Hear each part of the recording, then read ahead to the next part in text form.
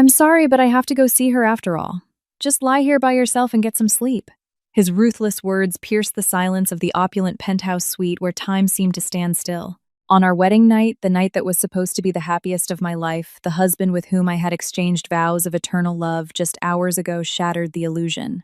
I had just unzipped my immaculate designer wedding gown and was about to breathe a sigh of relief. But he, leaving me completely alone, casually grabbed the brass doorknob. There wasn't a shadow of guilt or regret on his back. Undoubtedly, he expected me to throw myself at his feet, weeping and begging him not to leave.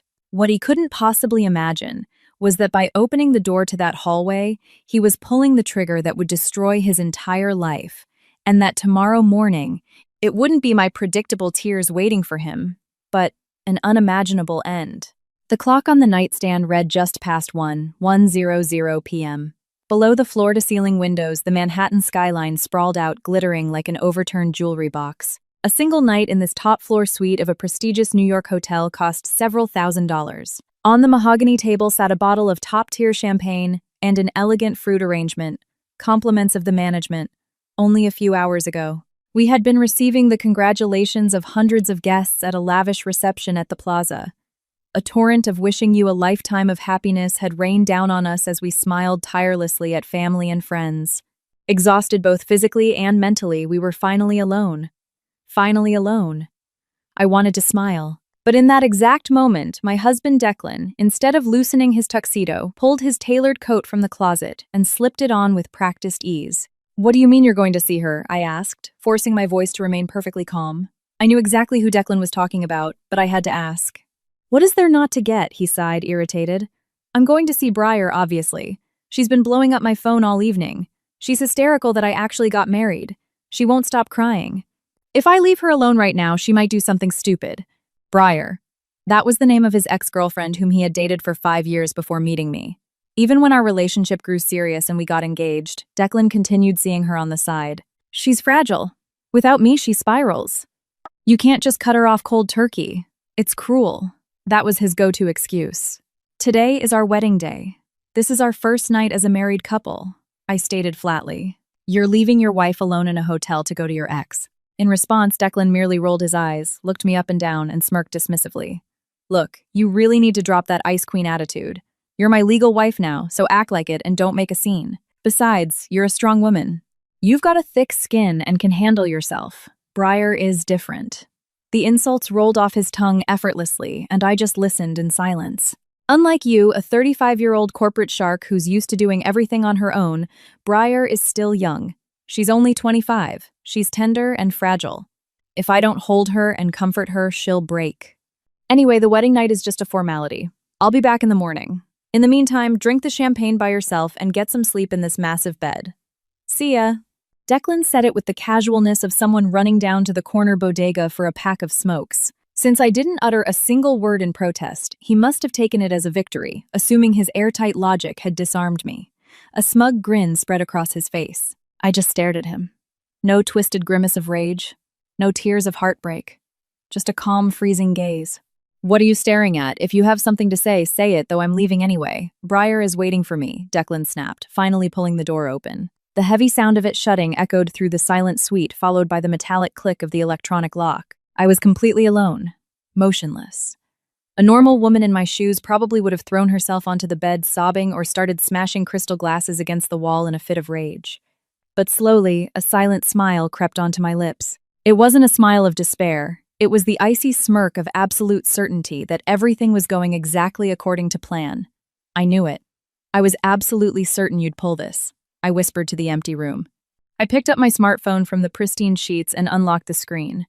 A pre-installed application was actively pinging the GPS signal of Declan's phone. The red dot on the map was already blinking. It had left the hotel and was moving purposefully toward Brooklyn, heading straight for the overpriced apartment Briar rented.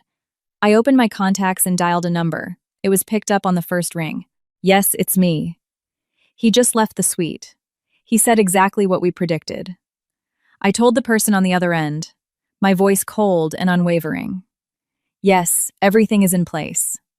"Good. Let's initiate the operation exactly as planned. We're going to make him feel the sheer idiocy of his choice, down to the marrow of his bones." Staring out at the blinking lights of the city that never sleeps, I felt the flame of a revenge I had been meticulously plotting for months ignite in my chest. What kind of face would my husband make tomorrow morning when he returned from his mistress's bed brimming with self-satisfaction only to have his reality warp into sheer horror? Well, Declan, the morning you're dreaming of is never going to come. In the silence of the penthouse, my ally on the phone and I raised the curtain on a merciless retribution. Yes, maintain surveillance. If anything changes, text me immediately. I hung up with a brief order. As I placed the phone back on the marble table, a slight clinking sound broke the quiet. The window glass reflected my silhouette. I had changed out of the bridal gown and slipped into a flowing silk robe. In that reflection, there wasn't a trace of a tragic heroine, only the face of a woman with a cold, calculating gleam in her eyes. A woman whose months-long master plan had just entered its final phase. My name is Serafina, though most call me Sarah. I am 35 years old and serve as an executive director at the New York headquarters of an international consulting firm. I pride myself on my career. It provides me with an exceptional income. I bought my own luxury condo in Tribeca and have always valued my financial and emotional independence. My husband, the one who just bolted to his ex, is 3 years my junior. Declan is 32. He works as a regional sales manager for a mid-sized tech distributor. He's charming, classically handsome, and knows exactly how to read a room to make people like him. We were introduced through mutual friends, and after a year and a half of dating, we arrived at today. Early in our romance, Declan claimed to admire my independence, calling me strong and worthy of respect. Sarah, I want to marry a mature woman like you, someone I can build an empire with, he had proposed passionately. I was genuinely happy believing I had found an equal partner for a drama-free life. It was a complete illusion. He didn't want an equal partner. He wanted a convenient sugar mama who would bankroll a luxurious lifestyle completely out of reach on his mediocre salary. The definitive suspicion had set in about 6 months before the wedding. Even though we were drowning in preparation, logistics, booking venues, closing on a new condo, Declan was constantly distracted. Whenever we were together, he would flinch at every phone notification, secretly typing responses, while angling the screen away from me. When I asked who it was, he fed me flimsy lies. Crisis at work. A buddy from his hometown in upstate New York having a meltdown. My intuition, honed by years navigating corporate boardrooms, sounded a massive alarm. Secretly, I hired a top-tier private investigator. The results weren't just dark, they were pitch black. Throughout our entire relationship, Declan had maintained his affair with his ex Briar. Briar was 25. She called herself a freelance content creator, but from the looks of it, her primary source of income was Declan. The PI's dossier included photographs. They showed that during my out-of-state business trips, he would bring Briar to my Tribeca condo. Worst of all, they slept in my bed. Sarah is a cold corporate robot. You're the only one I can relax with, baby. Then why are you marrying that old cougar? For the money and the lifestyle, obviously. Plus, she keeps the house perfect. I can spend all my commissions on myself and keep you spoiled without worrying about a mortgage. When I read the transcript of the text exchange the PI had recovered, I felt my blood physically boil. The exorbitant wedding costs, the massive down payment on the new condo I had paid for all of it. He planned to use my wealth and social standing as a shield while he enjoyed the high life with his young side piece behind my back. A normal woman would have broken off the engagement, demanded restitution, and walked away. But I operated differently. The engraved invitations were already sent. The guest list included my firm's senior partners, crucial corporate clients, and of course, my strict traditional parents. Canceling a high society wedding at that stage because of a cheating fiancé wouldn't just cause a scandal, it would cause massive logistical nightmares for my inner circle. More importantly, my pride simply would not allow Declan and Briar to get off the hook with a measly slap on the wrist and a canceled catering bill. You dared to make a mockery of my life. Now you are going to pay with interest. I decided to play dumb. I continued the wedding preparations with a radiant smile. Meanwhile, behind the scenes, I held extensive confidential meetings with my attorney, laying dozens of invisible traps for today. And today, in a lavish ceremony before hundreds of witnesses, I made him swear eternal loyalty. We were legally pronounced husband and wife. All of his escape routes were now sealed. I finished the lukewarm champagne left in my glass. Just then, my phone buzzed on the table. It was an image from an unknown number, but I instantly knew who the sender was. I opened the message slowly. Hey, Sarah. It's Briar Declan's real soulmate. Sorry, you're all alone on your wedding night, but Declan just can't live without me. That's why he came running. You go ahead and get some sleep in your overpriced bed, old lady. A taunting, trashy text. Attached was a photo Declan wearing a carefree grin, shirtless and lounging in Briar's cheap Brooklyn bed. It was an open declaration of war against me, his wife. Seeing that photo, a dry scoff escaped my lips. How profoundly stupid. She doesn't even realize she's tightening the noose around her own neck. I took a screenshot and forwarded it to my attorney's evidence cloud. The enemy was completely relaxed. They thought they were throwing stones from an impenetrable fortress, reveling in their triumph, completely unaware that when they woke up tomorrow, that fortress would become the bottom of a boiling cauldron. Well, I simply cannot wait for tomorrow morning. Enjoy your final moments of bliss, I murmured, to the Manhattan skyline. Then my phone rang.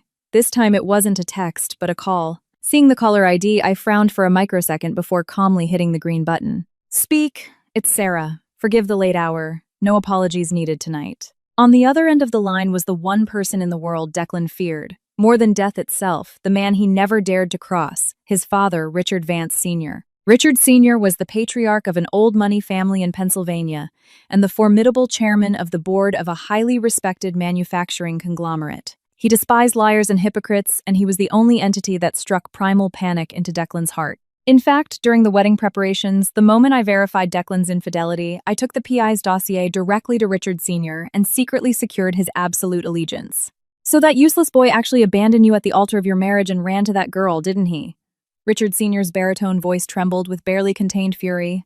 Yes, Richard. His GPS signal has parked at her address. Furthermore, I just received a taunting text from the girl herself, complete with a photo of Declan in her bed. Sarah, from the bottom of my heart, I am so sorry. I am brought to tears of shame by my own flesh and blood.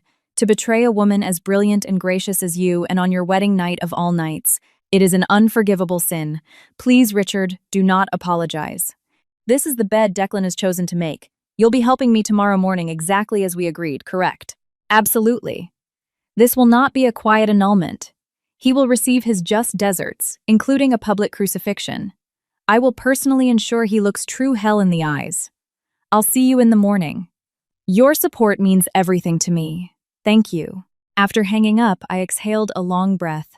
The outer perimeter of my defenses was now locked in place. From the massive hotel windows, the dazzling view of sleepless New York stretched out, but to me, this million-dollar view was nothing more than a stage set. Right as a cold smile touched my lips, my phone rang shrilly again. The screen flashed Declan. A call from him at this hour, unlikely. I calmly activated my call recording software and tapped answer. Hello? Hey there, old lady, can you hear me? A sickly sweet, high-pitched female voice assaulted my ear. Calling from Declan's phone was as expected his mistress. Briar, are you the one who sent the text? What do you want calling from my husband's phone? I just wanted to hear your voice. Honestly, you know Declan is sleeping next to me like a baby? I guess the wedding really tired the poor guy out. Having to pretend to tolerate a dried-up cougar like you.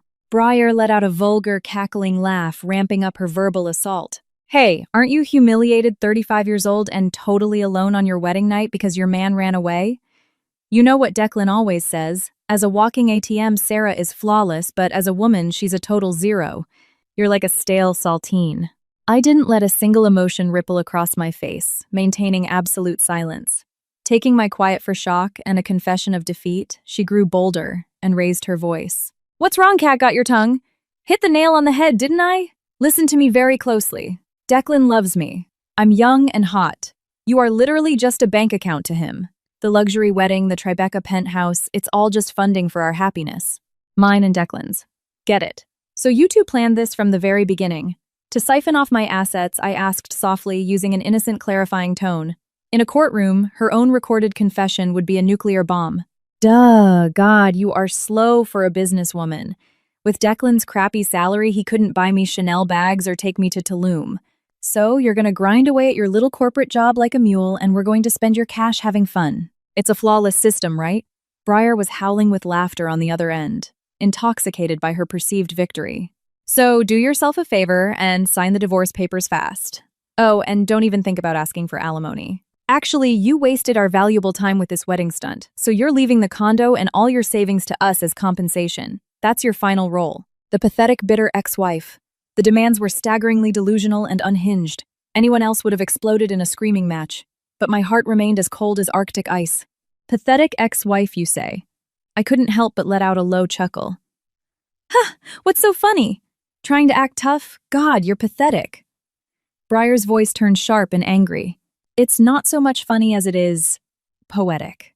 You have absolutely no idea what fatal words you've just spoken on the record. Whatever, stop trying to sound smart. Tomorrow morning, the second Declan gets back, we're talking divorce. Go cry into your expensive pillows, loser. With that, she aggressively ended the call. The dead dial tone echoed in the spacious suite. With the tip of my finger, I slowly slid the save recording button on the screen. Thank you, Briar. Thank you for your infinite, bottomless stupidity. Now I have the smoking gun. She was currently basking in her triumph, believing she would strip me of everything by sunrise. But neither she nor Declan knew that when the sun came up and they walked through that door, they wouldn't find a broken, sobbing wife. They would find an execution block designed to annihilate their lives down to the bedrock. And the front row tickets to this execution had already been given to the people they least wanted to see. The next morning, 8:00 a.m. sharp, the heavy door to the penthouse suite swung open. Hey Sarah, you still asleep? Sorry I came back so late on our first night. Declan swaggered into the room, carelessly dressed in yesterday's crumpled tuxedo. He wore a bizarre, buzzing satisfaction on his face, the look of a man who had enjoyed a very active night. To my absolute non-surprise, strutting shamelessly right behind him was the same Briar who had verbally accosted me on the phone. Good morning, Declan. And hello, Briar, I greeted them smoothly, comfortably lounging on the velvet sofa. I held a steaming cup of Earl Grey tea in my hands. My unflappable demeanor threw Declan off balance for a split second, but he quickly recovered with a condescending sneer. Wow, I figured you'd have spent the whole night sobbing, but I guess you're putting on a brave face. Oh, meet Briar. Like I told you last night, she's my actual soulmate. Beside him, Briar, draped in a wildly expensive cashmere shawl that looked suspiciously like it came from my own closet, shot me a victorious, venomous smile. Hi, Sarah. Hope you got my call last night. You know, Declan literally held me the entire night. He couldn't keep his hands off me. I guess an old lady like you can only dream of a night that passionate. Briar inspected the penthouse with greedy eyes, her lips curling in a spoiled pout. Wow, this suite is sick. Declan, baby, let's make this our room from now on. This old prune can go find a Motel 6. Huh, not a bad idea, Declan chuckled. Listen, Sarah, you heard Briar. You're always buried in your laptop. You have zero sex appeal. Last night just confirmed it for me. I need a sweet young girl like Briar. So lucky for you, this will be a quick chat. Sign these divorce papers right now. Declan tossed a crumpled printout of a divorce petition onto the marble coffee table. Divorce?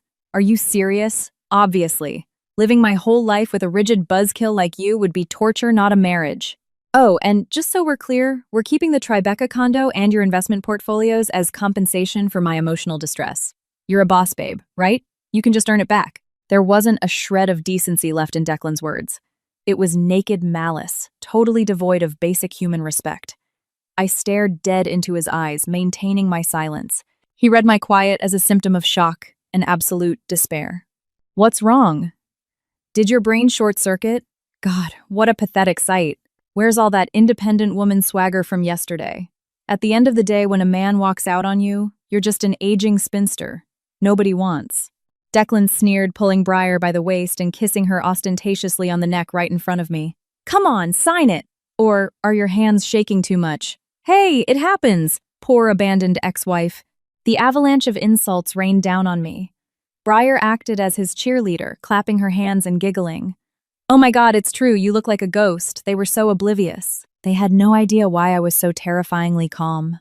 And they had absolutely no idea that standing right behind the door of the master bedroom of this very suite were shadows, listening to every single word they spoke, vibrating with pure rage. Declan, may I ask you one question? Sure, make it quick. But I'm not taking any begging. How exactly do you plan to explain this to your father? At the mention of that name, the color completely drained from Declan's face. My dad. What does my dad have to do with this? I'll just tell the stubborn old man that you cheated on me and ran away. He always takes my side.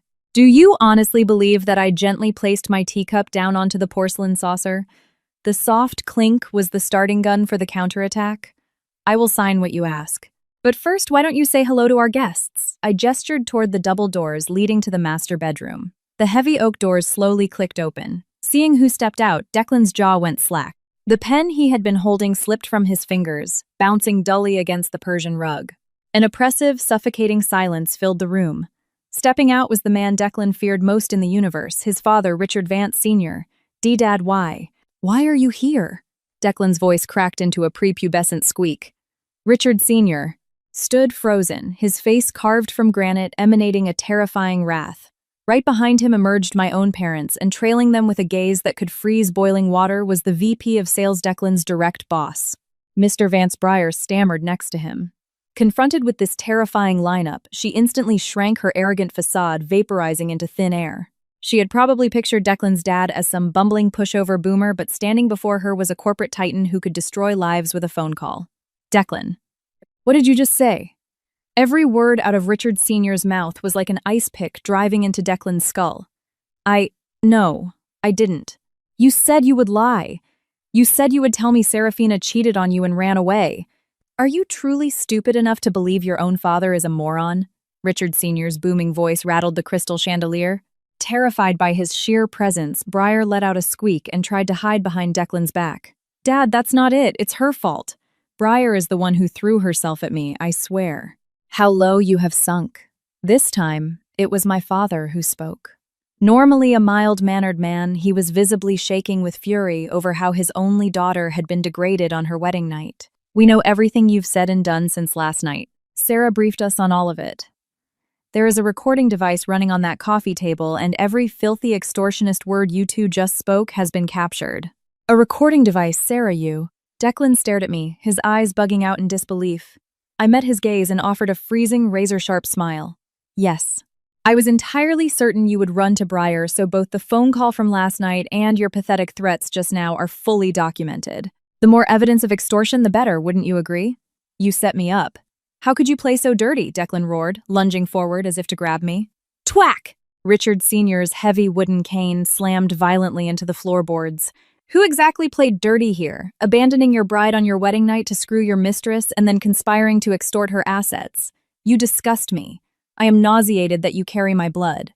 Richard Sr. pulled a thick manila envelope from his tailored coat and threw it directly at Declan's chest. This is my wedding gift to you. Open it. With violently shaking hands, Declan ripped open the envelope. His face instantly turned the color of wet ash. It wasn't a check. This is a termination letter. And a legal disownment. A joke, right? Mr. Davis explained this to him. Richard Sr. barked at Declan's boss, who stood near the bedroom door. The VP of Sales stepped forward, fixing his tie.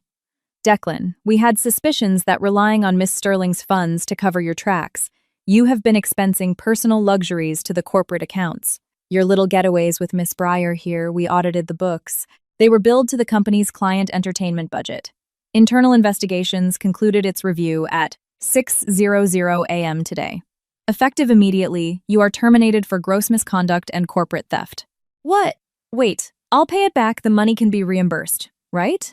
Reimbursed, with whose money I finally stood up from the sofa, slowly walking toward a hyperventilating Declan.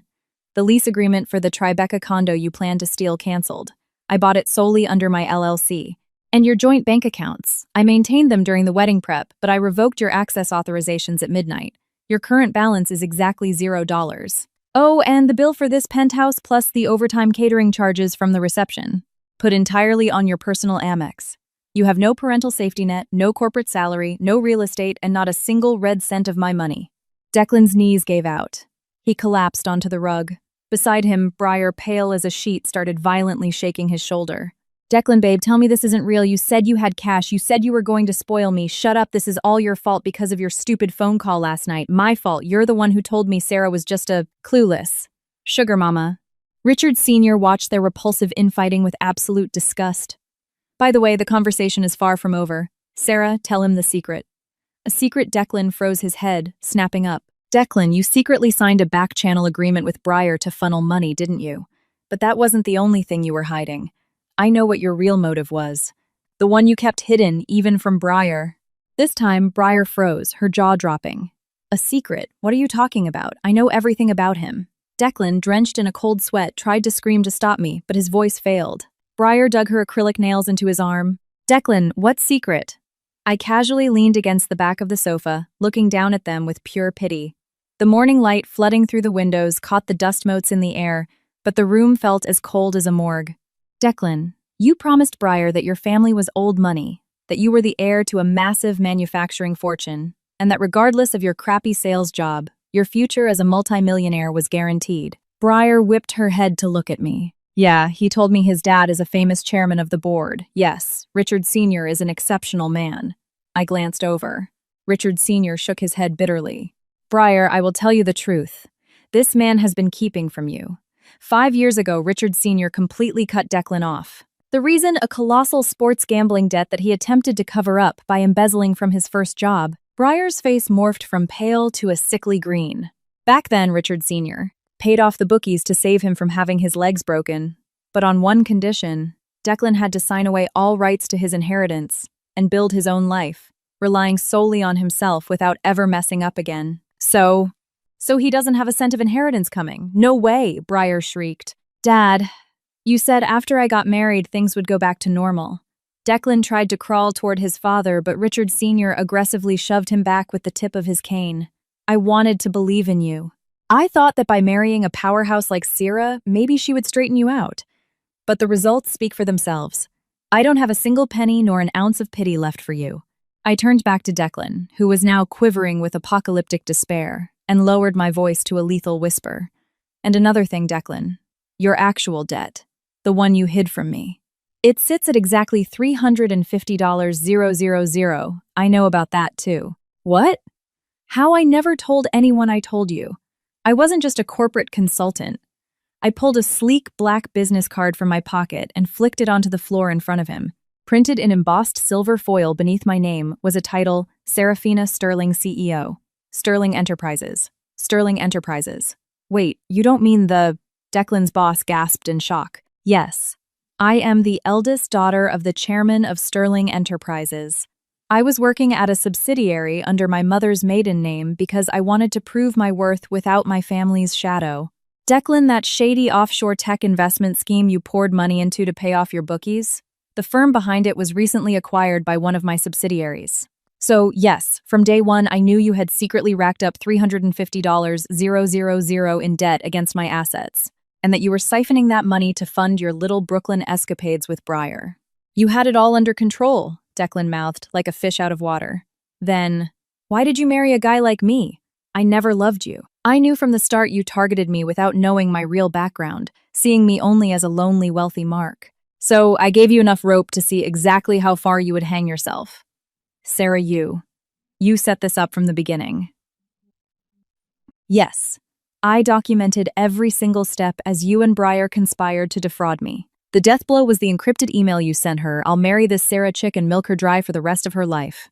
That was the final straw. I smiled cruelly. You called me a dried-up prune on the phone last night. Did you ever wonder what happens when you light a match to dried kindling? You're engulfed in a wildfire right now, Declan, and there are no exits. A suffocating silence gripped the suite. Briar wasn't clinging to Declan anymore. She had physically recoiled, scooching away from him on the rug, as if he were radioactive waste. Declan, so you're not rich. You're just a dead-broke loser, drowning in gambling debt, Briar whispered, horrified. No, Briar, it's her. Sarah orchestrated all this to frame me. It's a setup. A setup, I snapped, my voice cracking like a whip. You're the one who cheated. You're the one who gambled away hundreds of thousands. You're the one who stole corporate funds. Just then, another heavy knock echoed at the penthouse door. Ah, right on time. The door opened and 3 massive men in dark tailored suits stepped inside. The silver badges on their lapels belonged to a notorious high-end private asset recovery and debt collection firm. Declan, these are your final guests. The 3 giants surrounded Declan. His face had transcended human paleness. He looked like a corpse. But this was merely the appetizer. Mr. Vance, Sarah, I have nothing to do with this, Briar suddenly shrieked, scrambling to her feet. Declan conned me. He lied and said he was rich. One of the men in suits cut her off, handing her a thick manila folder. Miss Briar, we have some critical documentation for you as well. Briar stared at the folder suspiciously. The moment she opened it and read the top page, she let out a blood-curdling scream and collapsed back onto the floor. She sat there, her hands violently trembling as she gripped the papers. Inside was an itemized, highly detailed ledger of every single designer gift, luxury, vacation, and rent payment she had received from Declan, coupled with a formal legal demand for immediate restitution of stolen assets. What? What is this? The Chanel bags, the Rolexes, the flights to Cabo, the rent for my apartment. Declan gifted me all of this. He said it was from his bonuses. Why do I have to pay it back? Briar shrieked, her face turning purple. The smug, victorious girl from 20 minutes ago was completely gone, replaced by a rat trapped in a corner. Briar, listen to me very carefully, I said, my voice radiating sub-zero temperatures. The money you received from Declan was either embezzled from my family's subsidiary or illegally wire transferred out of my personal accounts without authorization, meaning the legal owner of every dollar you spent was me. I didn't know anything. I just accepted his gifts. I'm an innocent third party. Innocent. Don't make me laugh. You knew exactly that Declan was engaged to me and you willingly conspired to burn through those funds. On the phone yesterday, you explicitly stated, "The old lady is gonna grind away at work and we're going to spend her cash having fun." The recording has been submitted to my lawyers. Your criminal complicity in wire fraud and grand larceny is irrefutably proven. Briar gasped for air, choking on her own panic. One of the recovery agents delivered the fatal blow with cold professional efficiency. Miss Briar, the total sum of illegally obtained assets, including accrued interest and legal fees, sits at $250,000. If you do not provide a structured payment plan today, we are legally authorized to seize all assets in your Brooklyn apartment and file a formal garnishment against your parents' property in Ohio. Do you understand? My parents! No, you can't involve my parents. Declan Briar grabbed Declan by the lapels, violently shaking him, but Declan looked catatonic. His own $350,000 debt, the corporate embezzlement charges, and now Briar's $250,000 liability. Well over $500,000 had just crashed down onto his neck like an anvil. This isn't real. It's a nightmare. Yesterday was the happiest day of my life, Declan mumbled. Happiness. Your happiness was a house of cards built on someone else's destruction. I stepped closer to them, the looks from Richard Sr. My parents and the VP of sales were no longer looks of human pity, but the kind of disgust reserved for roadkill. And if you think this is the grand finale, you are catastrophically mistaken. Money isn't your only problem. Mr. Davis, show him. The VP of sales stepped forward and shoved an iPad into Declan's face. Check LinkedIn and Twitter. The video from last night, you making out with Briar in the coat check room during your own wedding reception, along with the receipts of your corporate wire fraud, have already been anonymously leaked to every major tech and sales networking group on the East Coast. Getting a job anywhere in corporate America is now a statistical impossibility. What Declan's eyes bulged in pure terror. In the digital age, a stain like that is immortal. No matter how charming he was, no company would ever hire a viral corporate thief. I injected another dose of poison. At the reception yesterday, there were dozens of VPs and CEOs from our partner firms. They shook your hand as the new son-in-law of the Sterling family. How do you think they're going to react when they find out you were trying to scam their biggest client? Sarah, please. That's worse than prison. Declan threw himself at my feet, literally pressing his forehead into the rug. Some of Sterling Enterprises' partners had influence that extended into very dark, very unregulated corners of the world. The price for humiliating them would be far worse than a judge's gavel. Ah, prison. Glad you brought that up. My legal team is already drafting federal indictments for wire fraud, grand larceny, and corporate embezzlement. But before that, I pulled out my phone. Richard. There was one more thing we needed to inform him of, wasn't there? Richard Sr. sighed heavily. His anger was gone, replaced by an abyssal emptiness. Declan, those hundreds of thousands you supposedly invested into that offshore fund, have you still not connected the dots on who the actual creditor is? Declan lifted his tear-stained face. They just said it was a foreign hedge fund.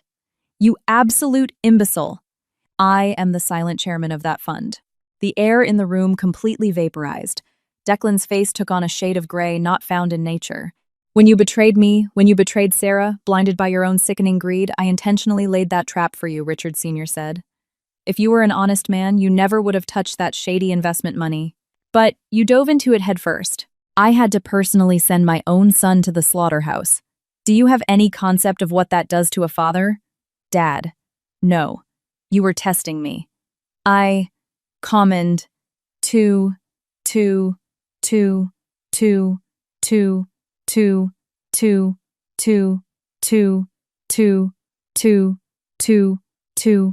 I wasn't testing you. I was signing your death warrant. Richard Sr. slammed his cane into the floor and turned his back. Just then, Briar's phone began ringing hysterically. "Who is it now?" she shrieked. "Oh God, it's my mom." Trembling Briar answered the FaceTime call. Over the speaker, a woman's hysterical sobbing echoed through the room. "Briar, what did you do? There are scary men in suits at the house. They're putting asset seizure stickers on the furniture. They're saying they're putting a lien on your father's pension. Who did you steal money from?" "Mom, help me. It's not my fault," Declan conned me. Her desperate screams bounced off the walls, but the story hadn't even reached its climax. The true plot twist I had engineered was just beginning, leaving these two broken shells of human beings entirely in the dust. I looked out the window. The morning sun was high over Manhattan, the city buzzing with millions of lives. But for these two, the sun would never rise again. "All right, Declan Briar. We still have a lot of paperwork to get through. Let's discuss the financial compensation for emotional distress. Oh, and don't bother trying to run. Security has locked down every elevator and stairwell in this building." I smiled, and to them that smile must have looked more terrifying than the Grim Reaper himself. And then, as if to finally nail the coffin shut, another unexpected guest knocked on the penthouse door. It was a polite but aggressively firm knock. "Ah, come in. We've been expecting you." The door swung open, and on the threshold stood a handsome young man with chiseled features dressed in a perfectly tailored navy blue suit. Seeing him, Briar, who had been sobbing into the rug, turned completely to stone. Every last drop of blood vanished from her face. "J. Julian. Why? Why are you here, Julian? Who the hell is Julian?" Declan wiped snot and tears from his face, staring in bewildered panic at the newcomer. "Hello, Declan. I'm Julian Crawford, Briar's fiancé." "Her. What?" A guttural, stupid sound escaped Declan's throat. Every eye in the room zeroed in on Julian and Briar, who was now violently vibrating. "Fiancé, what are you talking about? Briar is my girl. I've been taking care of her this whole time. She can't live without me," Declan barked. Julian looked down at Declan with cold, clinical pity. "That's what she let you believe. Briar and I have been together for 3 years. We were scheduled to get married in St. Bart's next month. Funded entirely, of course, by the severance package and gifts she was squeezing out of you." Declan's brain completely blue-screened. Briar covered her face, with her hands curling into a fetal position and hyperventilating. "Briar, tell me this is a lie," Declan whispered. "You said you loved me. You said Sarah was just a sponsor and we were going to be happy on her dime." Suddenly, Briar, who had been crying hysterically, erupted into a deranged, manic laugh. She slowly lifted her head, the mask of the innocent, fragile victim melting away to reveal an expression of pure, unadulterated venom. "Love you. Oh my God, don't make me vomit.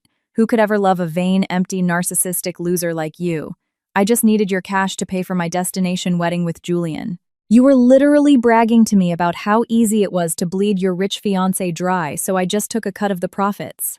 Every time you bought me a purse, you'd brag about how you scammed Sarah by claiming you had overtime. It's practically a sin not to exploit a scumbag who cheats on his wife with a smile on his face. You were nothing but a loud, incredibly stupid ATM." Declan was struck entirely mute, paralyzed by the venom spat, by the only person he thought he could trust. He had spent months basking in his own superiority, thinking he was the mastermind playing Sarah, only to discover that the side piece he thought worshipped him viewed him as nothing but a pathetic cash cow. "Julian, thank you for your hard work. Do you have the compiled dossier?" I asked calmly. Julian pulled a thick flash drive and a stack of printed ledgers from his jacket pocket. "Yes, Sarah. Here are all the offshore routing numbers." Declan used proof that Briar funneled that money into our wedding vendor accounts and the audio recordings of her explicitly manipulating Declan into committing wire fraud. Julian was my accomplice. As it turned out, he was also a victim of Briar's sociopathy. She had been cheating on him too, operating as a serial romance scammer. I had tracked him down through my PI, and we formed a temporary alliance to utterly destroy our mutual parasite. You guys were working together this whole time." Declan shrieked, his mind shattering from the cascade of betrayals. "Working together is such an ugly phrase. We simply collaborated to unearth the truth," I said, stepping forward. "Declan, do you finally understand the true nature of the fragile, tender girl you blew up your life for? Do you understand how hollow and pathetic the thing you tried to protect really was?" I knelt down right in front of Declan, forcing him to meet my eyes. In his dead, hollow gaze, there was nothing left. No job, no status, no reputation, no money, and his ultimate delusion, Briar's love, was gone. "You genuinely have nothing left. And you aren't just at zero. You are millions of dollars in the red." Sarah, I'm sorry. I was an idiot. Please, I beg you. Let's start over. I'll do whatever you want. I'll be your slave. Declan tried to grab my ankles, but Richard Sr.'s cane brutally swatted his hand away. Pathetic. Even now you're trying to leech off of her, Richard Sr. roared, making Declan flinch into a ball. All right, Declan. You're going to be moved to a specialized conference room I've set up downstairs. A very enthusiastic team of legal specialists is waiting to help you draft your lifetime debt repayment plan. A special room. No, I'm not going, Dad. Help me. Silence. Drag him out, Richard Sr. commanded. The three massive repo men grabbed Declan by his armpits. He thrashed, screamed, and bawled like an inmate being dragged to the electric chair as they hauled him out of the penthouse. Only Briar remained frozen on the floor, her skin the color of wax. And now, Briar, it's your turn, I said icily. Julian stepped forward. Briar, you're going to be hit with a civil suit for emotional damages, plus you will be returning every single stolen asset. The dollar amount is so high, you will literally be paying it off until the day you die.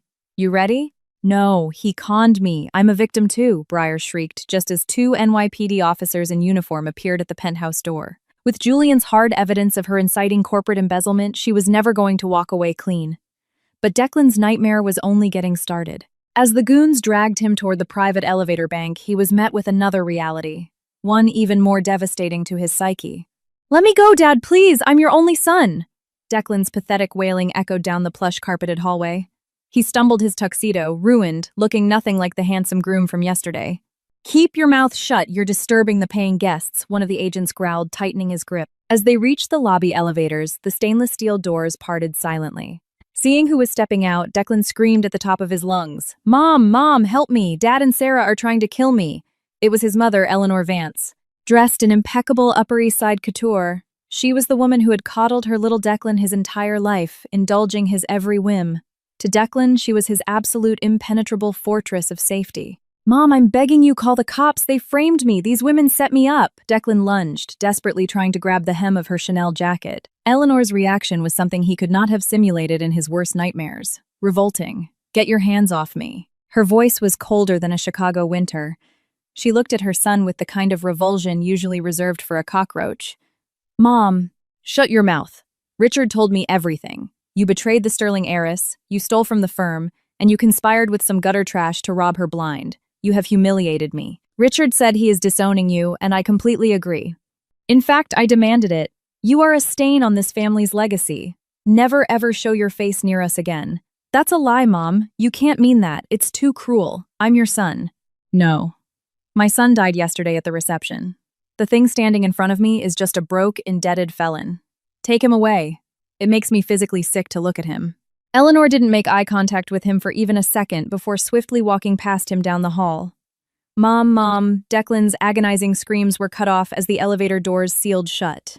As the cab plummeted toward the ground floor of hell, Declan's mind raced frantically. What do I do? A lawyer. Right. I need to hire a shark. Sue them for kidnapping. The money. I can pawn the Rolexes I bought Briar. He still hadn't fully surrendered. In his narcissistic brain, he was still the chosen one. He couldn't go down like this.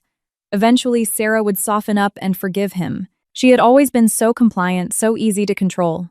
But when they dragged him into the specialized room in the hotel's windowless sub-basement, those fragile delusions were pulverized into dust. It was a sterile, concrete corporate boardroom. Waiting inside were 5 men and women in sharp suits, sitting behind barricades of legal binders and glowing laptops. Take a seat, Declan. A silver-haired man wearing wire-rimmed glasses said from the head of the table. I am lead counsel for the Asset Liquidation Task Force contracted by Sterling Enterprises and Mr. Richard Vance Sr. We are here to draft a highly granular blueprint for your lifelong debt repayment and restitution. Let's begin with the routing of your stolen funds. We have already forensically mapped every purchase, real estate lease, and wire transfer made to Miss Briar. An analyst clicked a remote, projecting a massive tangled web of financial data onto the wall monitor. It was the digital blood trail of Declan's crimes. There is no escaping this. Even the cash transactions you mistakenly believed were untraceable have been triangulated via GPS data, text logs, and subpoenaed security footage. And now to the main event. The silver-haired lawyer slid a phone book-sized contract across the table. The $150,000 you illegally wired from Sarah's personal accounts, plus the $200,000 embezzled from the corporate subsidiary. Factoring in punitive late fees, legal costs, and the calculated compensation for reputational damage to Sterling Enterprises, your total liability stands at $1,500,000, $1.5 million. That's psychotic. I won't make that much in 3 lifetimes. Correct. If you work a standard job, which is why we are providing a highly non-standard employment opportunity. Effective tomorrow, you are being deployed on a multi-year assignment as a manual laborer at one of our remote off-grid infrastructure projects in northern Alaska, directly overseen by a Sterling subsidiary. Every waking hour not spent eating or sleeping will be spent working. Your wages will be aggressively garnished. You will not possess freedom of movement. Until every single penny is repaid with interest, you will not set foot in the lower 48. Declan's face warped in sheer horror. That's indentured servitude. That's highly illegal. I'll sue the hell out of you. Be my guest. But first, you'll have to survive federal prison for wire fraud and corporate embezzlement. Do you truly believe a federal penitentiary will be kinder to a man who crossed the Sterling family? I assure you, our influence extends well into the prison system. The lawyer's eyes were dead black, completely devoid of humor. Declan finally began to comprehend that he was trapped in the center of a monstrous spider web and the spider was never going to let him go. Wait, what about Briar? She's an accessory. Unable to stomach the thought of suffering alone, Declan screamed his mistress's name, but the answer he received shattered his psyche once and for all. Miss Briar. Ah, yes. She is currently in the adjacent room where she is discovering a very special truth of her own. Another truth. Yes. It appears she was keeping a rather massive secret from you. Once you hear it, you'll realize exactly what a gullible, pathetic clown you really are. At that exact moment, a blood-curdling screech echoed through the drywall. Get off me, it's a lie, it's all a lie. With his face pressed against the cold mahogany table, Declan let out an animalistic howl. The mother he thought loved him had thrown him out. His omnipotent father had crushed him. And even Briar, the girl he blew up his life for, had called him a stupid ATM and conspired with her fiancé. Hitting rock bottom, he listened to Briar's agonizing screams next door. What are they doing to her? Briar Declan jerked his head up. The lawyer pressed a button on a remote. The wall panel, which Declan thought was solid drywall, slid silently on a track, revealing a massive reinforced two-way mirror into the adjacent interrogation room. There, strapped to a chair, was Briar, her hair violently disheveled, sobbing hysterically. Standing over her was a modestly dressed, furious woman in her mid-40s, shaking with wrath. Who is that? I don't know her, Declan mumbled in a daze. That is Meredith, the actual legal wife of the man Briar called Julian. What Declan's brain short-circuited again. Julian is married, and Briar was his mistress. Oh, it's far worse than that. Briar wasn't trying to steal Meredith's husband. Julian and Meredith are a tag team. They conspired together using Julian as the fiancé to manipulate Briar into draining you of your cash. The intercom clicked on feeding the audio from the next room in crisp, high definition. You stupid little brat! You thought Julian was going to marry you with the money you stole from that loser, Declan Meredith screamed, slapping a stack of bank statements against Briar's shoulder. He told me if we scammed you into scamming the corporate guy, we'd be set for the year. No, Julian said he loved me. He said if we ripped off Declan, we could move to the Bahamas. Idiot. Every dime you funneled to, Julian went straight to his sports betting bookies and his other side chicks. You were a disposable pawn, exactly like that Declan guy. Hearing those words, Declan felt his heart physically rupture in his chest. In the next room, Briar shrieked louder. Liar. He loves me. That's why. That's why I'm pregnant with Julian's baby. Declan's ears caught the fatal word. Wait, what did she just say? A baby, my baby Briar? Are you pregnant? Declan pounded his fists against the two-way glass, screaming desperately. If she was carrying his child even after all this betrayal, it meant his life wasn't a total waste. He tried to cling to that final, microscopic shred of hope, but that fragile hope was annihilated by the sound of my high heels clicking against the concrete floor. It's useless, Declan. I walked slowly into the boardroom and stood right beside him. Despite pulling an all-nighter, my skin was glowing and my eyes contained zero mercy. Sarah, she said she has a kid. It's my kid, you. You can't send the father of a child to a labor camp. Shut your mouth. Your voice nauseates me, I replied icily. Declan flinched, snapping his mouth shut. It's true, Briar is pregnant. But look closely at the medical file. I tossed a folder onto the desk. The date of conception is exactly 3 months ago. You were on a mandatory month-long corporate retreat in Chicago. You didn't see her a single time that month. No. The father of the child she was going to trick you into raising is Julian. But ironically, Julian threw her to the wolves too. He already cut a deal with the NYPD. He gave a sworn statement claiming Breyer blackmailed him into the Sterling extortion plot. He pinned 100% of the legal blowback on her. Declan's face lost all muscular control. The woman he loved, the baby he thought was his, none of it had anything to do with him. He was nothing but a battering ram used for his own destruction. And for what? For a woman like that. I betrayed you, Sarah. I infuriated my father. I lost my career. Yes. You chased a mirage and threw every piece of actual gold you possessed straight into the incinerator. I pointed to the stack of files. Breyer's real resume.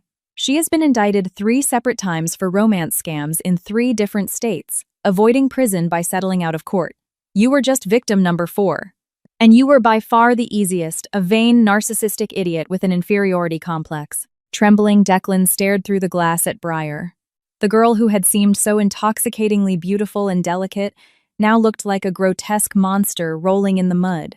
Well, the truth is entirely out on the table. I turned toward the exit. All that's left is for you to sign the Alaskan deployment contract. You have 0 leverage to refuse. So for the last time in your miserable life, act like a man and take responsibility. Wait, Sarah, please, I'm begging you. Declan reached out trying to grab my dress, but his wrist was intercepted mid-air by a man stepping out from the shadows of the doorway. Sarah, there's no need to waste any more oxygen on him. Hearing that calm, authoritative voice, Declan looked up.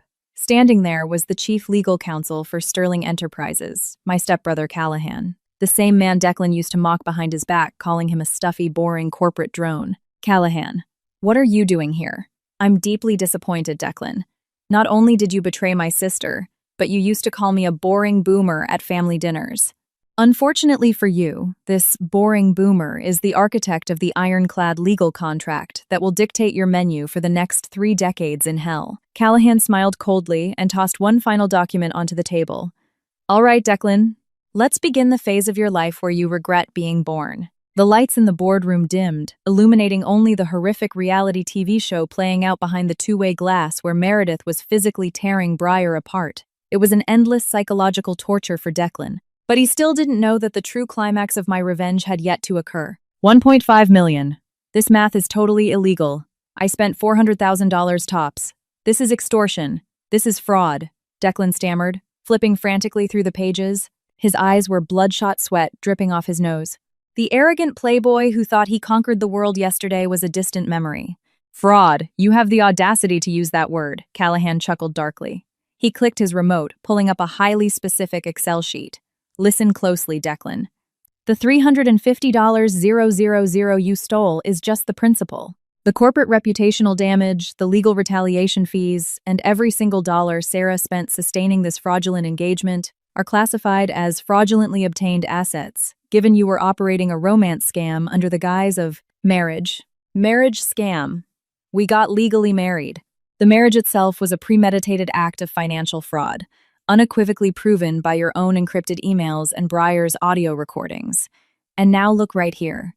Callahan pointed a laser pointer at a line item titled Special Debt Liquidation Overhead, featuring astronomical figures.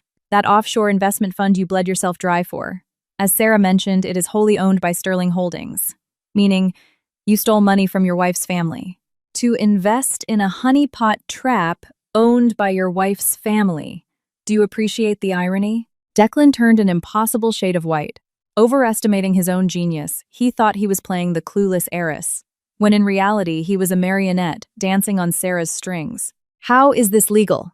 You entrapped me from day one. We didn't entrap you. We merely left the shovel out and watched in silence as you dug your own grave. If you were an honest husband, you never would have touched the shovel. This is the direct result of your own greed. I didn't speak. I just kept drilling into Declan with an icy stare. No matter how loud he screamed, my heart remained utterly impenetrable. Ah, wait. The contract, Declan suddenly screamed, ripping a folded piece of paper from his tuxedo pocket. It was a simple post-nuptial agreement I had him sign a few days before the wedding, supposedly to protect him just in case. Look, Sarah signed it. In the event of divorce for any reason, I agree to transfer my husband, Declan Vance, the sum of $1 million. With this, my debt is practically cleared. You didn't plan for this, did you? Declan shoved the paper into Callahan's chest like it was a holy talisman. A twisted, psychotic grin of victory stretched across his face. Ah, this document. Callahan wasn't even remotely surprised. He barely glanced at the paper. Sarah cared to explain. I finally spoke my voice, low and freezing like a blizzard.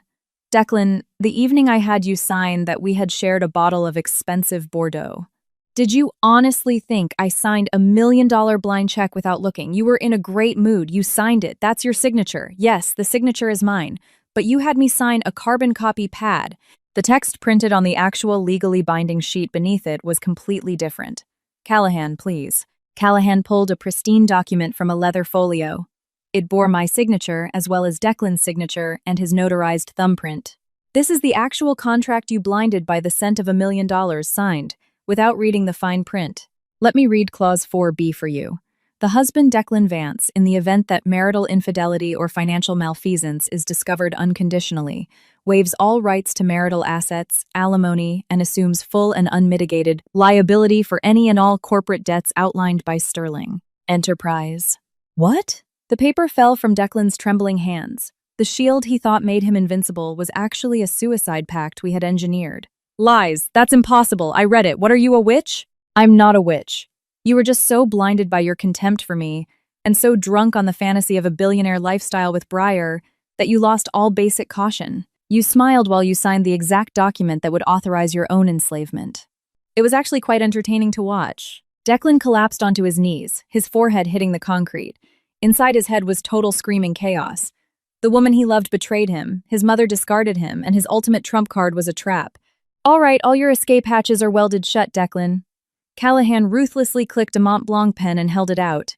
Sign the Alaskan deployment consent form. If you refuse, I snap my fingers and the FBI walks in to arrest you for wire fraud.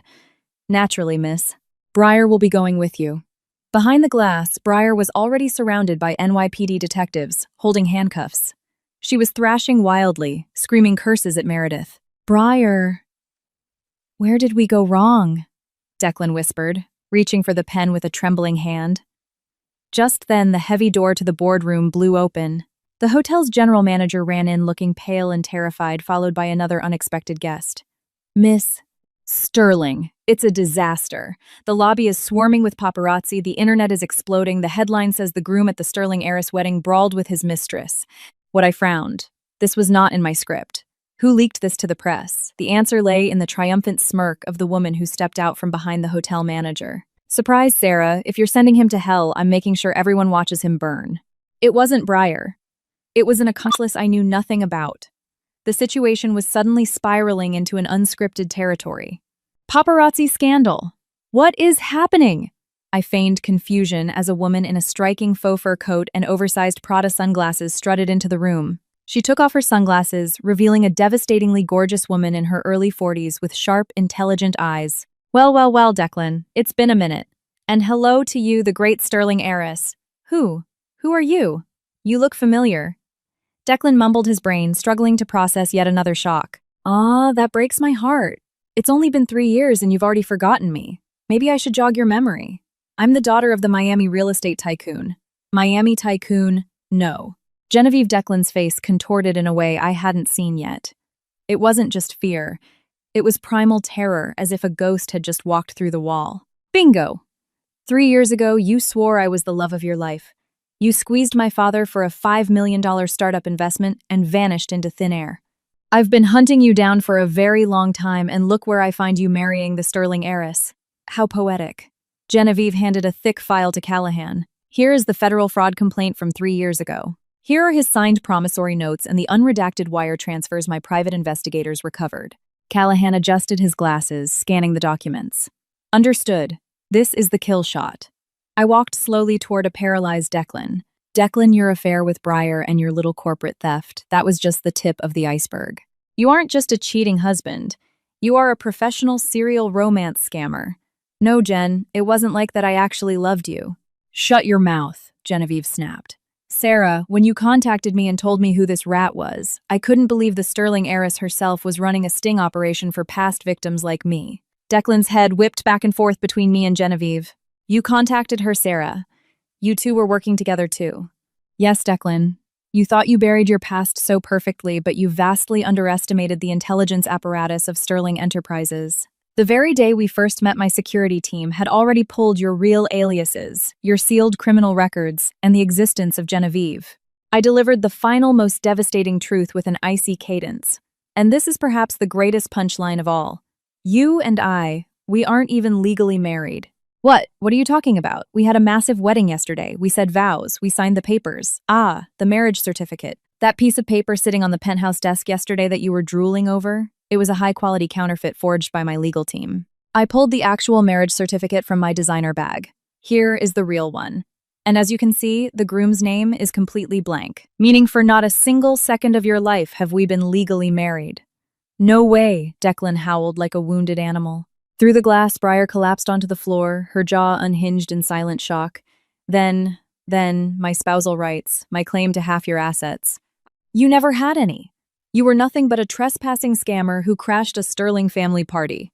And furthermore, the $5 million fraud against Genevieve, combined with the embezzlement against my company. The press and the FBI agents waiting in the lobby are being briefed on all of it right now. Declan. On our wedding night when you betrayed me and ran to Briar, you were so certain that I would become your eternal ATM. You were bathing in your own victory. But reality was the exact opposite. I smiled directly into his terrified eyes. The very second you walked out that penthouse door, the countdown to your federal indictment began. A trap laid by me, Genevieve, and the authorities. You happily bought a first-class ticket on the express train to hell. And you sprinted toward your own destruction.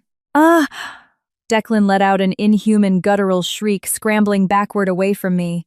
But standing right behind him was a wall of NYPD detectives. Well, the stage is set. I pointed to the security monitors on the wall. Down in the lobby, the flashes of dozens of cameras were going off like a strobe light. A mob of reporters was salivating, waiting to broadcast Declan's downfall. Declan, you craved fame and attention so badly. Now you're going to get it. Just not as the golden boy of the Sterling family, but as the most despicable, pathetic con artist in American history. Declan's face warped with such extreme terror that he lost control of his bladder, a dark stain spreading across his ruined tuxedo pants. Behind the glass, Briar, now handcuffed, was screaming, "Help, I didn't know anything!" But the absolute pinnacle of this revenge had yet to arrive. Looking at the two of them, I pressed a single button on my smartphone. It was the trigger to launch a live broadcast to the world. What? What is that? Stop, don't film me. Declan's desperate plea echoed through the basement. The second I pressed the button, the monitor split screen showing the hotel lobby on one side and a live Twitch YouTube stream on the other. Thousands of viewers were flooding the chat in real time. Wait, so this is the scammer Declan Vance. Bro literally left his wife on their wedding night to go steal her money with his side chick. He looks like a frat boy, but he's actually a sociopath. LMAO. Look at him crying. Look closely, Declan. This is your moment of glory, I said, my voice dripping with frost. At the reception yesterday, among the hundreds of guests, my actual friends and family made up about 10%.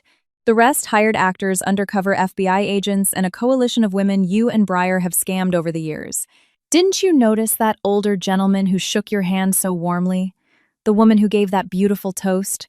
They were the parents of the women whose lives you ruined, gathering biometric data and securing wire fraud evidence. You mean the toasts, the congratulations? It was all a play. None of it was real. They were pretending to celebrate your golden future, while in reality they were dusting for your fingerprints and logging your facial recognition data for the federal database. You thought you were the king of the castle. In reality, you were a zoo animal performing in a cage for our amusement. Declan covered his face with his hands rolling on the concrete floor, convulsing with violent sobs. Briar, dragged out by the detectives, tried to hide her face from the security cameras. No, turn the cameras off, I'm a victim. A victim, don't make me laugh. I walked right up to her. You conspired with Declan to drain millions from my family's firm. When he bragged that he would work Sarah into an early grave and take her inheritance, you giggled and enabled it. That audio recording is currently playing on the live stream for millions of people to hear. The chat on the monitor was moving at warp speed, fueled by pure internet rage. That mistress is straight up evil. Lock them both under the jail. Girl really thought she ate. Declan. Briar. You thought I was just a clueless corporate workaholic. An easy mark. But to someone who survives in the viper pit of high finance, your primitive, low IQ malice was glaringly obvious from day one. I walked over to a sobbing Declan and delivered the final blow. You told Briar that I had no appeal as a woman, but for me, there was no insult more vile, no concept more repulsive than being loved by a parasite like you. I didn't agree to this wedding because I loved you. I agreed to it so I could personally crush a societal cancer like you with my own 2 hands. Sarah, please! Enough. I was wrong. I'm a scumbag. Just shut off the stream. My life is over. Declan pressed his forehead against the toe of my stiletto, begging through a mask of snot and tears. But even this pathetic, groveling display was being broadcast in 4K resolution to the entire world. Over, no, Declan, this is just the prologue. I kicked his hands away. You aren't just going to sit in a quiet cell. The civil suits from Genevieve, the other victims, the corporate entities, and your own parents will garnish every cent you ever touch for the rest of your natural life. You will never experience a second of freedom nor a dollar of luxury until the day you are put in the ground. At that moment, the monitor switched to a pre-recorded video of an elderly man in a hospital bed. It was Declan's grandfather. To have spawned a grandson like you is the ultimate disgrace of my life. I have amended my will. My entire estate is being transferred to the Sterling Foundation as restitution. You will not receive a single dime nor a square inch of dirt. Grandpa. Wait, Grandpa. The final molecular thread of Declan's hope was cleanly severed. He froze his mouth hanging open like a brain-dead zombie. Detectives, take them away. At my signal, the officers violently wrenched Declan's arms behind his back, the handcuffs clicking shut with a cold metallic snap. It was the sound of the guillotine dropping. They would never be free again. Well, Declan, any final words before you go? I asked his back. Declan only let out a string of unintelligible bubbling whimpers as the detectives dragged his dead weight out of the boardroom. Only Genevieve, my stepbrother Callahan, and I remained in the quiet basement room. It's done. I pressed the button, killing the live stream. The rabid comments vanished. The screen went black. Outside, the Manhattan sun was climbing higher. The city was going about its business, but inside my chest there was a strange, hollow vacuum. I had exacted my revenge. I had annihilated Declan, but my heart felt utterly frozen. Sarah, you're pale. You need to rest, Callahan said, his voice laced with genuine brotherly concern. No, Cal. There's one more thing. I reached into my bag and pulled out a sealed envelope that had been delivered to the penthouse last night right after Declan left. It was a letter from a highly unexpected person, and its contents held the true emotional resolution to this entire saga. Stop. Stop filming. Don't come near me. I didn't do anything. Declan's pathetic shrieks echoed through the blindingly bright marble lobby of the luxury hotel. The moment the NYPD dragged him out of the elevator bank, a tsunami of camera flashes exploded in his face. The man who just yesterday had been soaking up the glory of being New York's luckiest groom was now doing a perp walk in a piss-stained tuxedo. Declan, look over here. Is it true you defrauded multiple women out of millions? Was the marriage a premeditated conspiracy with your mistress? Care to comment on the Vance family formally disowning you? Bombarded by the ruthless press, Declan thrashed and tried to hide his face, practically crawling on the marble floor. But there was nowhere to hide. Let go of me. I'm a victim. He forced me to do it. Briar wailed beside him, her hair a rat's nest, her expensive makeup running down her face in black streaks. Her grotesque, desperate expression was being beamed onto national television. I watched the spectacle from the glass balcony on the second-floor mezzanine. Standing beside me were Genevieve and several other women whose lives he had tried to ruin. Look, that is the true face of the monster you were afraid of, I told them quietly. He looks so small and pathetic. One of the women whispered, her voice trembling. How could I have ever believed a man like that? Sarah, thank you. We can finally breathe again, Genevieve said. There were no tears of pain in their eyes, only tears of profound purification and relief. Down in the lobby, the chaos reached a fever pitch. The detectives were forcefully shoving Declan into the back of an NYPD cruiser.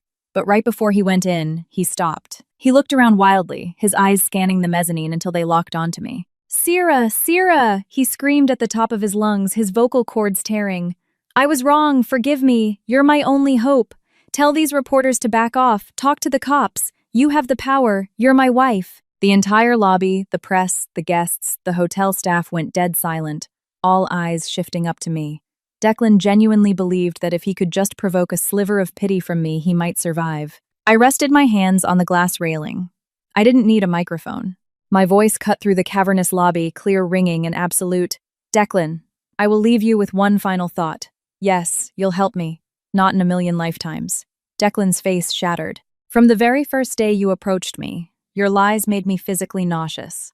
Every time you touched my hair, every time you whispered fake promises in my ear, I was thinking about one thing and one thing only. How do I destroy this man in the most merciless way legally possible? I stared down at him like a god looking at an insect. You called me a dried-up prune. Tell me, how does it feel to burn to ash in the fire you lit yourself, Sarah? On our wedding night, when you abandoned me for Briar, I didn't cry. I thanked you from the bottom of my heart. Because of your arrogance, I was able to pull the trigger that sent you to hell without a single ounce of guilt. Goodbye, Declan. Tomorrow your name will go down in history as the greatest embarrassment to ever walk the streets of this city. With a face completely devoid of a soul, Declan collapsed. The detectives threw him into the dark cage of the cruiser. Briar was thrown into the cruiser behind him. The sirens wailed, the lights flashed, and the convoy carrying the two felons slowly rolled out of the hotel courtyard heading for central booking. At that exact moment, the entire hotel lobby erupted into deafening applause. It was a standing ovation for absolute triumphant justice. Bathing in the applause, I quietly stepped away from the balcony.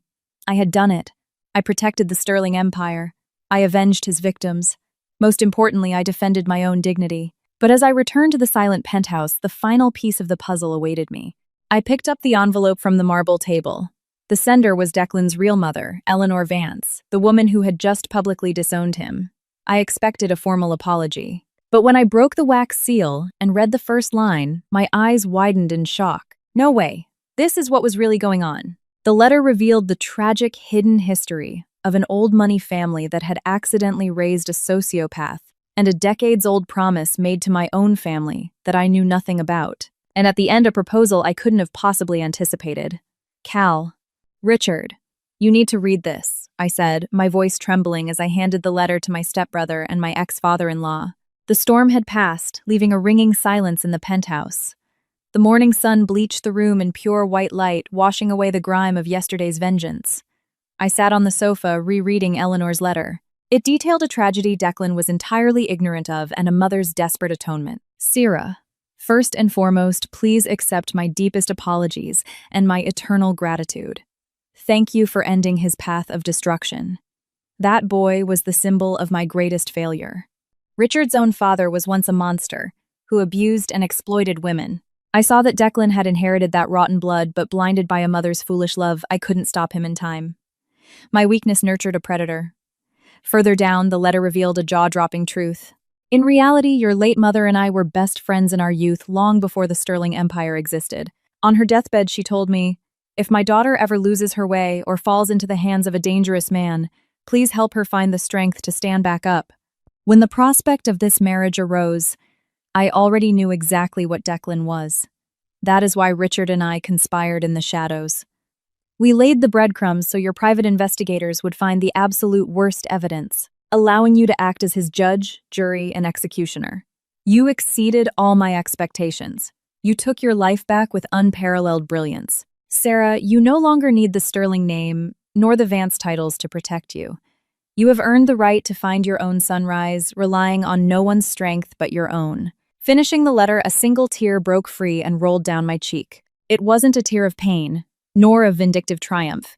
It was a tear born of the overwhelming realization of my late mother's protective love and the quiet, fierce guardianship of Eleanor, who had sacrificed her own son to save me. Sarah, may I come in? A soft knock preceded Richard Sr. entering the room. The terrifying, wrathful titan from yesterday was gone. He just looked like a tired, relieved father. Richard. No, Richard is fine. We are no longer bound by family ties. The FBI and the federal prosecutors are handling Declan. He will never, ever cast a shadow over your life again. And I want you to accept this. Richard Sr. handed me a notarized leather binder. This is the financial restitution for the assets Declan attempted to defraud you of, plus emotional damages. But more importantly, I am stepping down from the Vance Philanthropic Foundation. I want to transfer the executive control of the endowment to you. A woman with your intellect, your ruthlessness, and your sense of justice is exactly the kind of leader who should be guiding the next generation of women. Richard I. That is far too great an honor for me. No, it isn't. Yesterday, you carved your own path through hell and dragged yourself into the light. That kind of resilience is priceless, Sarah. He smiled warmly. No, Seraphina Sterling. Your real life starts right now. Richard Sr. patted my shoulder gently and left the room in silence. 1 year later.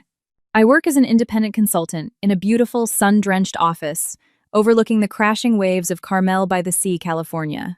I resigned from my executive position at Sterling Enterprises, choosing a path where I could use my corporate warfare skills to help women who truly needed it. The Vance Foundation, which Richard Sr. entrusted to me, is thriving. I pour my energy into funding scholarships for young female entrepreneurs. Since that day in New York, I haven't heard the names Declan or Breyer.